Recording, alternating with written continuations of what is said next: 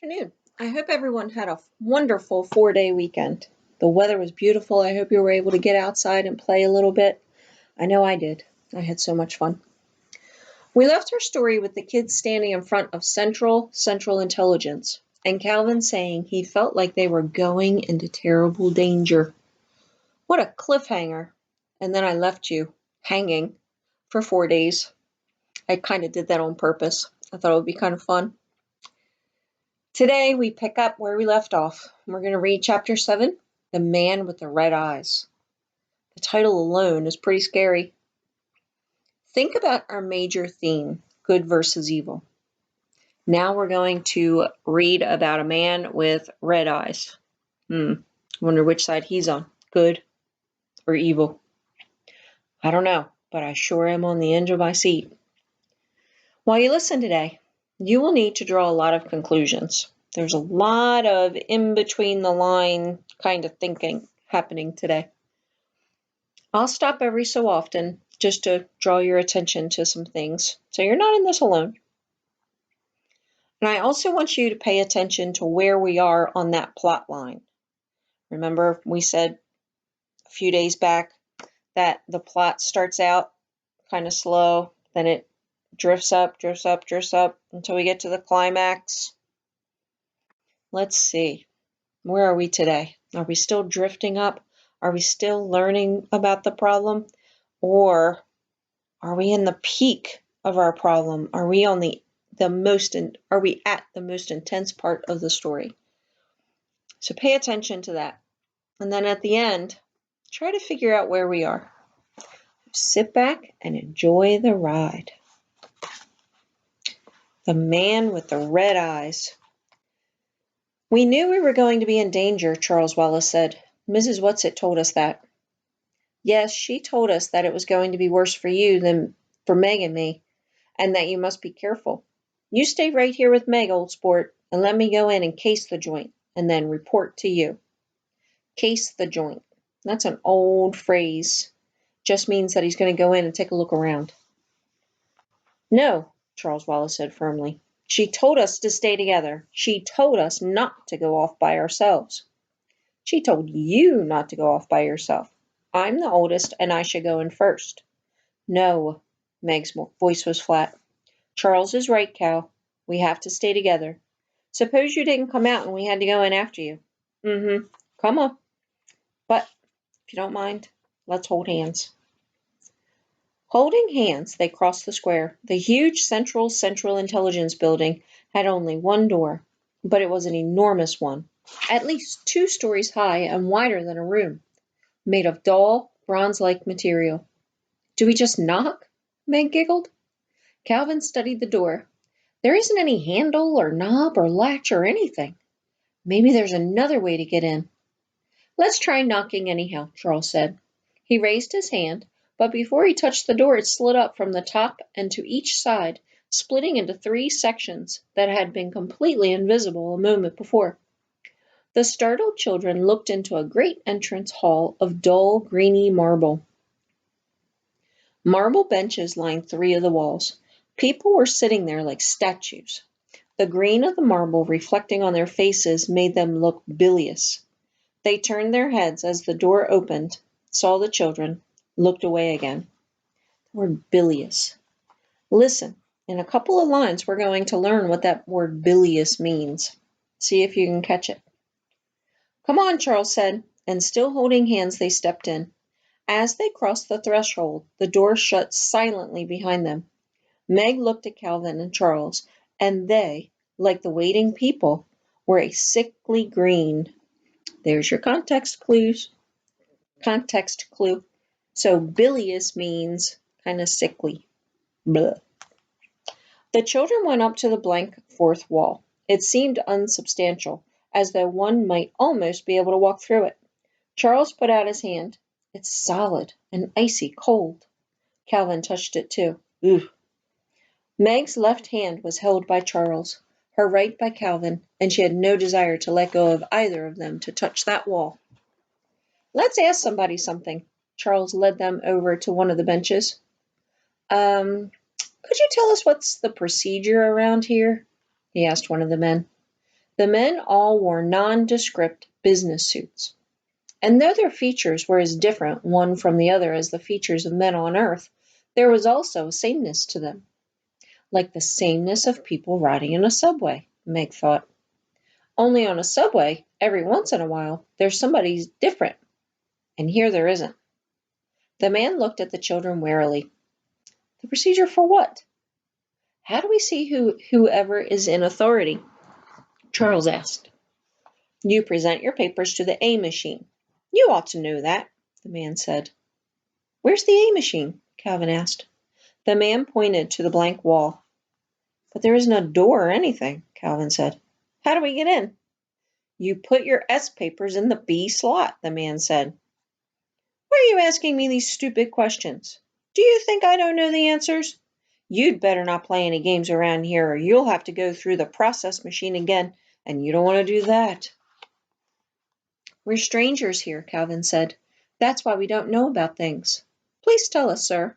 Who are you, and what do you do? I run a #1 spelling machine on the 2nd grade level. But what are you doing here now? Charles Wallace asked. I am here to report that one of my letters is jamming, and until it can properly be oiled by an F-grade oiler, there is danger of jammed minds. There's danger of jammed minds. He is a spelling machine. And he said that one of his letters is jamming, and that could jam people's minds. That's clue number 1. Strawberry jam or raspberry, Charles Wallace murmured. Calvin looked down at Charles and shook his head warningly. Meg gave the little boy's hand a slight understanding pressure. Charles Wallace, she was quite sure, was not trying to be rude or funny. It was his way of whistling in the dark. There's another thing. Whistling in the dark. That's a phrase that's kind of telling us that Charles Wallace is really getting nervous and is really kind of scared. So he's just going, just so he can take his mind off of it. He can hear himself whistle, and he knows that everything's going to be okay. It's kind of like he's reassuring himself. The man looked at Charles sharply. I think I shall have to report you.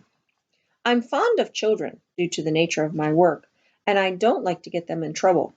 But rather than run the risk myself of reprocessing, I must report you. There's another clue. Reprocessing. Like doing something again, processing something again. So we're talking about jammed minds, people being processed and reprocessed. I don't know. Maybe that's a good idea, Charles said. Who do you report us to? To whom do I report you? Well, to whom, then? I'm not on the 2nd grade level yet. I wish he wouldn't act so sure of himself, Meg thought, looking anxiously at Charles and holding his hand more and more tightly until he wiggled his fingers in protest. That's what Mrs. Whatsit said. He had to watch. He had to watch out being too proud. Don't, please don't, she thought hard at Charles Wallace. She wondered if Calvin realized that a lot of the arrogance was bravado. The man stood up, moving jerkily, as though he had been sitting for a long time. I hope he isn't too hard on you, he murmured as he led the children toward the empty 4th wall. But I've been reprocessed once, and that was more than enough, and I don't want to get sent to it. I've never been sent to it, and I can't risk having that happen. There was it again. What is this it? The man took from his pocket a folder filled with papers of every color. He shuffled through them carefully, finally withdrawing one. I've had several reports to make lately. I shall have to ask for a requisition for more A21 cards. He took the card and put it against the wall. It slid through the marble as though it were being sucked in and disappeared. You may be detained for a few days, the man said, but I'm sure they won't be too hard on you because of your youth. Just relax and don't fight, and it will be all better. He went back to his seat, leaving the children standing and staring at the blank wall. And suddenly, the wall was no longer there, and they were looking into an enormous room lined with machines. They were not unlike the great computing machines Meg had seen in her science books and that she knew her father sometimes worked with. Some did not seem to be in use. In others, lights were flickering on and off. In one machine, a long tape was being eaten. In another, a series of dots and dashes were being punched. Several white-robed attendants were moving about, tending the machines. If they saw the children, they gave no sign. Calvin muttered something. "What?" Meg asked him. "There's nothing to fear except fear itself," Calvin said. "I'm quoting, like Mrs. Who. Meg, I am scared stiff." "So am I." Meg held his hand more tightly. "Come on." They stepped into the room with the machines. In spite of the enormous width of the room, it was even longer than it was wide. Perspective made the long rows of machines seem almost to meet. The children walked down the center of the room, keeping as far from the machines as possible. "Though I don't suppose they're radioactive or anything," Charles Wallace said, "or that they're going to reach out and grab us and chew us up." After they had walked for what seemed like miles, they could see that the enormous room did have an end, and that at the end there was something. "What do you think it is?" Charles Wallace said suddenly, and his voice held panic. "Don't let go of my hands. Hold me tight. He's trying to get at me." "Who?" Meg squeaked. "I don't know, but he's trying to get in at me. I can feel him." "Let's go back." Calvin started to pull away. Did you catch that? He's trying to get at me, or he's trying to get in at me. Remember we're talking about that guy was saying that his job, he had a jammed letter and he was afraid that minds were going to get jammed. Then they were talking about reprocessing. Now Charles Wallace is saying that something is trying to get in at him. "No," Charles Wallace said. "I have to go on. We have to make decisions, and we can't make them if they're based on fear." His voice sounded old and strange and remote. Meg, clasping his small hand tightly, could feel it sweating in hers. As they approached the end of the room, their steps slowed. Before them was a platform. On the platform was a chair, and on the chair was a man. What was there about him that seemed to contain all the coldness and darkness they had felt as they plunged through the black thing on their way to this planet?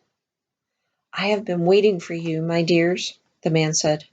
His voice was kind and gentle, not at all cold and frightening like Meg had expected. It took her a moment to realize that though the voice came from the man, he had not opened his mouth or moved his lips. Not at all.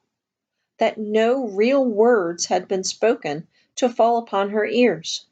That he had somehow communicated directly into their brains. "How does that happen that there are three of you?" the man asked. Charles Wallace spoke with harsh boldness, but Meg could feel him trembling. "Oh, Calvin just came along for the ride." "Oh, he did he?" For a moment there was sharpness to the voice that spoke inside their minds. Then it relaxed and became soothing again. "I hope that it has been a pleasant one so far." "Very educational," Charles Wallace said. "Let Calvin speak for himself," the man ordered. Calvin growled, his lips tight, his body rigid. "I have nothing to say." Meg stared at the man in horrified fascination. His eyes were bright and had a reddish glow. Above his head was a light, and it glowed in the same manner as his eyes, pulsing, throbbing, in a steady rhythm. Charles Wallace shut his eyes tightly. "Close your eyes," he said to Meg and Calvin. "Don't look at the light. Don't look at his eyes. He'll hypnotize you." "Clever, aren't you? Focusing your eyes would, of course, help," the soothing voice went on. "But there are other ways, my little man. Oh, yes, there are other ways." "If you try it on me, I shall kick you," Charles Wallace said. It was the first time Meg had ever heard Charles Wallace suggesting violence. Oh, will you, indeed, my little man? The thought was tolerated, amused, but 4 men in dark smocks appeared and flanked the children. Flanked means they came around the back. Now, my dears, the words continued, I shall of course have no need of recourse to violence, but I thought perhaps it would save you pain if I showed you at once that it would do you no good to try to oppose me. You see, what you will soon realize is that there is no need to fight me.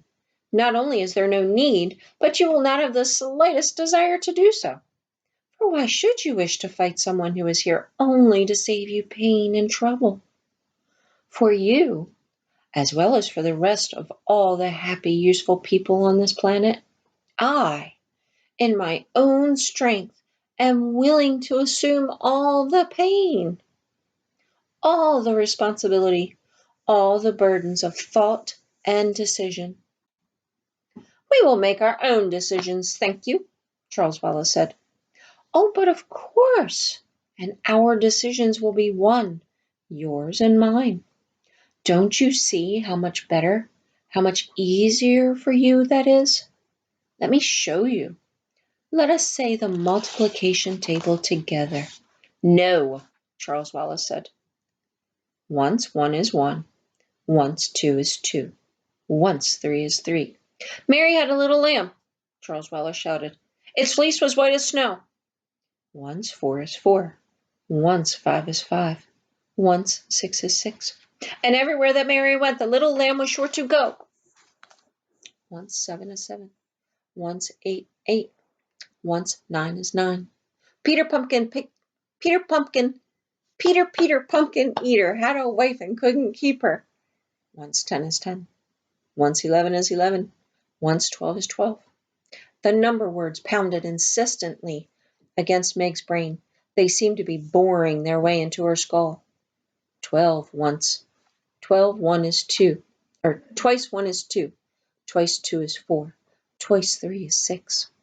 Calvin's voice came out in an angry shout. 7 years ago, our fathers brought forth on this continent a new nation, conceived in liberty and dedicated to the proposition that all men are created equal. Twice 4 is 8. Twice 5 is 10. Twice 6 is 12.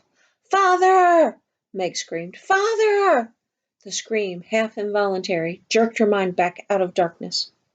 The words of the multiplication table seemed to break up into laughter. Splendid! Splendid! You have passed your preliminary tests with flying colors.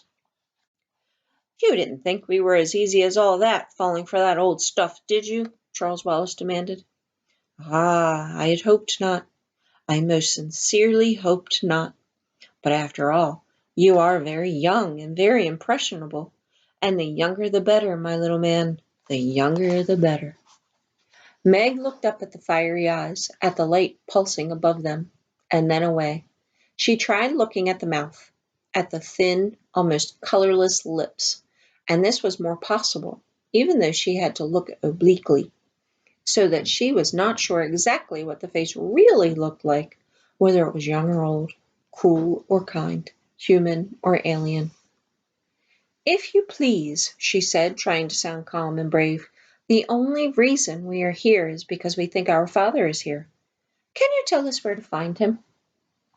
Ah, your father. There seemed to be a great chortling of delight. Ah, yes, your father. It is not can I, little miss, but will I? Will you then? That depends on a number of things. Why do you want your father? Didn't you ever have a father yourself? Meg demanded. You don't want him for a reason. You want him because he's your father. Ah, but he hasn't been acting very much like a father lately, has he?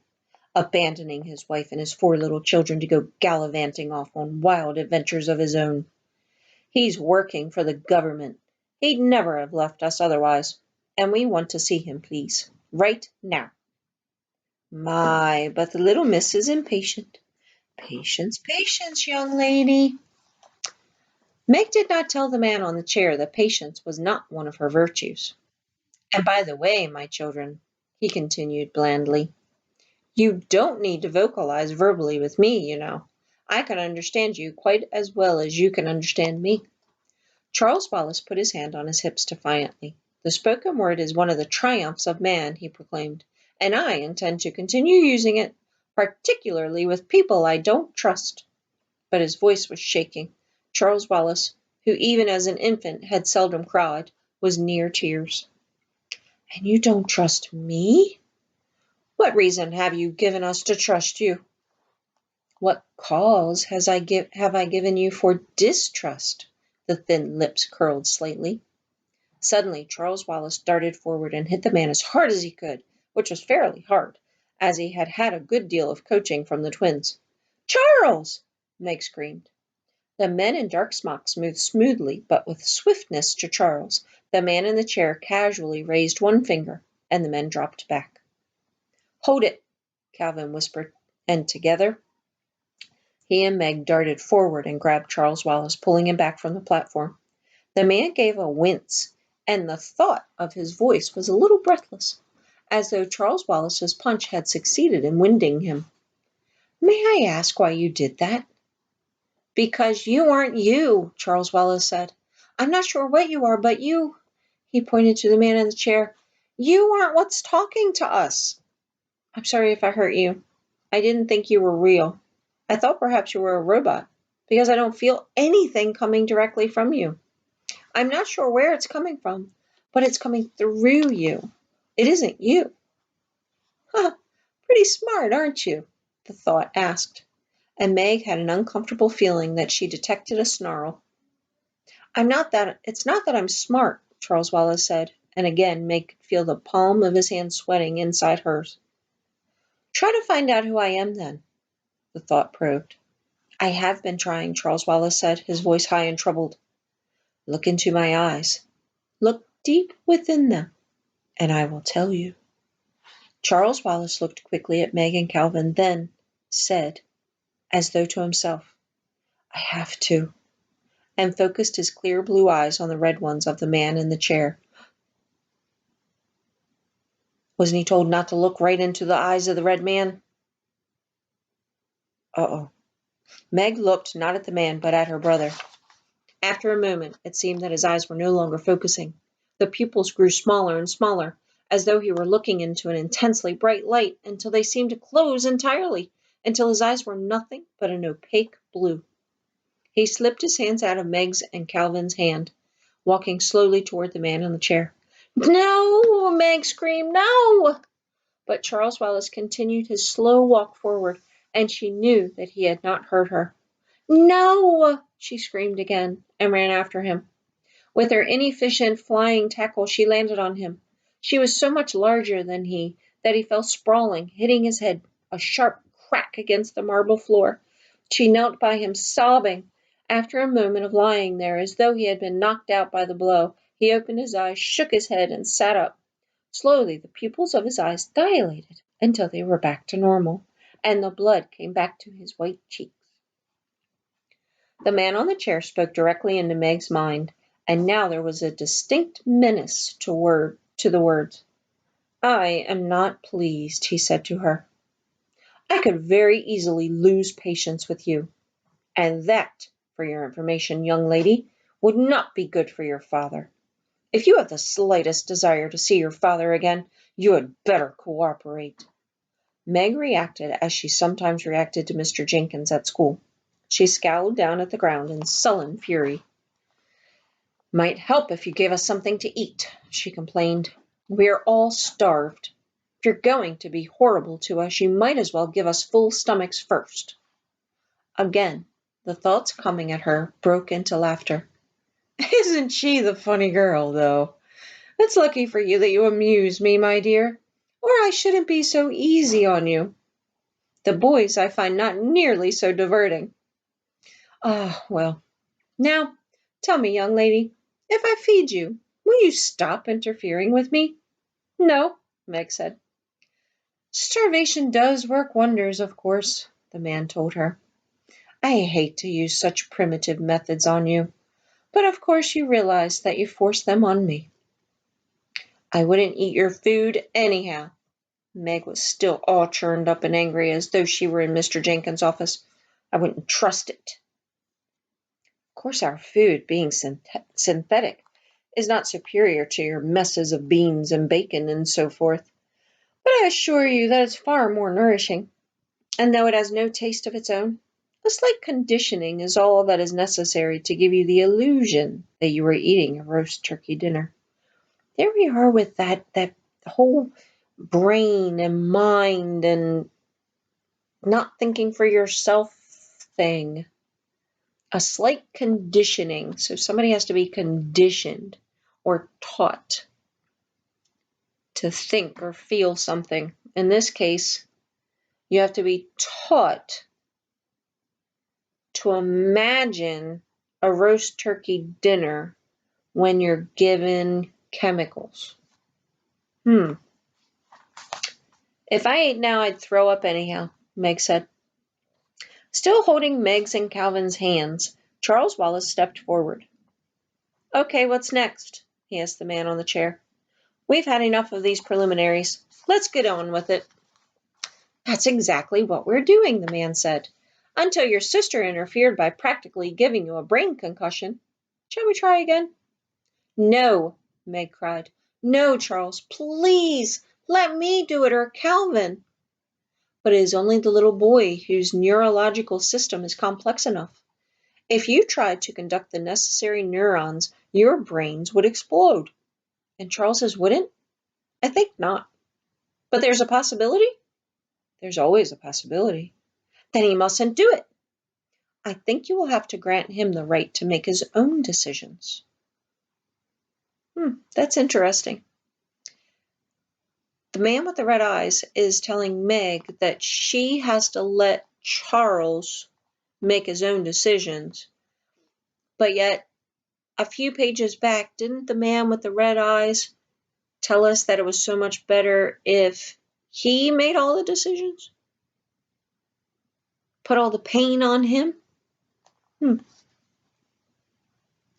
But Meg, with the dogged tenacity that had so often caused her trouble, continued. You mean Calvin and I can't know who you really are? Oh, no, I didn't say that. You can't know it in the same way, nor is it as important to me to have you know. Ah, here we are. From somewhere in the shadows appeared 4 men in dark smocks carrying a table. It was covered with a white cloth, like the tables used by room service in hotels, and held a metal hot box containing something that smelled delicious, something that smelled like a turkey dinner. There's something phony in this whole setup, thought Meg. There is definitely something rotten in the state of Camazotz. Again, the thought seemed to break into laughter. Of course it doesn't really smell, but isn't it as good? But isn't it as good as though it really did? I don't smell anything, Charles Wallace said. I know, young man, and think how much you're missing. This will all taste to you as though you were eating sand, but I suggest that you force it down. I would rather not have your decisions come from those of weakness of an empty stomach. The table was set up in front of them, and the dark-smocked men heaped their plates with turkey and dressing and mashed potatoes and gravy and little green peas with big yellow blobs of butter melting in them, and cranberries and sweet potatoes topped with gooey browned marshmallows and olives and celery and rosebud radishes and... Meg felt her stomach rumbling loudly. The saliva came to her mouth. Oh, Jiminy, Calvin mumbled. Chairs appeared, and the 4 men who had provided the feast slid back into the shadows. Charles Wallace freed his hands from Meg and Calvin and plunked himself down on one of the chairs. Come on, he said.